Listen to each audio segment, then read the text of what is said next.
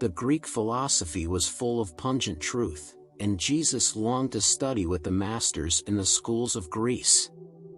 And so he left his home in Nazareth and crossed the Carmel hills, and at the port took ship, and soon was in the Grecian capital. Now, the Athenians had heard of him as teacher and philosopher, and they were glad to have him come to them that they might hear his words of truth.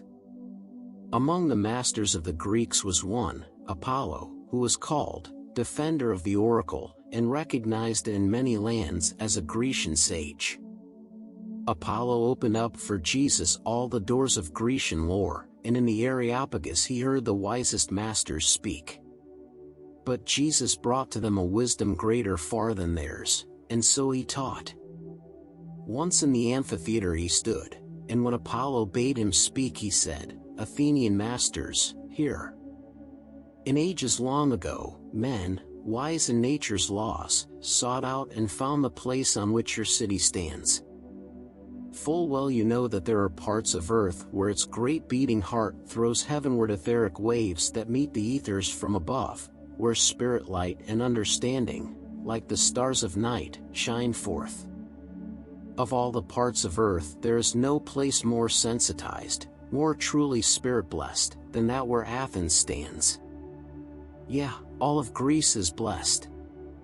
No other land has been the homeland of such mighty men of thought as grace your scrolls of fame.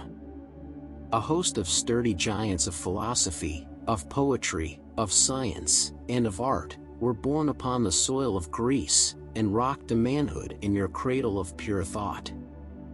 I come not here to speak of science, of philosophy, or art, of these you are the world's best masters now.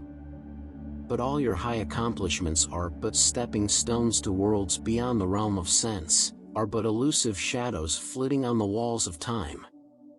But I would tell you of a life beyond, within, a real life that cannot pass away. In science and philosophy there is no power strong enough to fit a soul to recognize itself, or to commune with God. I would not stay the flow of your great streams of thought, but I would turn them to the channels of the soul. Unaided by the spirit breath, the work of intellection tends to solve the problems of the things we see, and nothing more. The senses were ordained to bring into the mind mere pictures of the things that pass away. They do not deal with real things, they do not comprehend eternal law. But man has something in his soul, a something that will tear the veil apart that he may see the world of real things.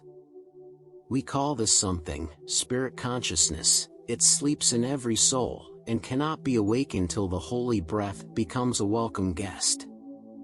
This holy breath knocks at the door of every soul, but cannot enter in until the will of man throws wide the door. There is no power in intellect to turn the key. Philosophy and science both have toiled to get a glimpse behind the veil, but they have failed. The secret spring that throws ajar the door of soul is touched by nothing else than purity in life, by prayer and holy thought. Return, O mystic stream of Grecian thought, and mingle your clear waters with the flood of spirit life, and then the spirit consciousness will sleep no more, and man will know, and God will bless. When Jesus had thus said, he stepped aside. The Grecian masters were astonished at the wisdom of his words. They answered not.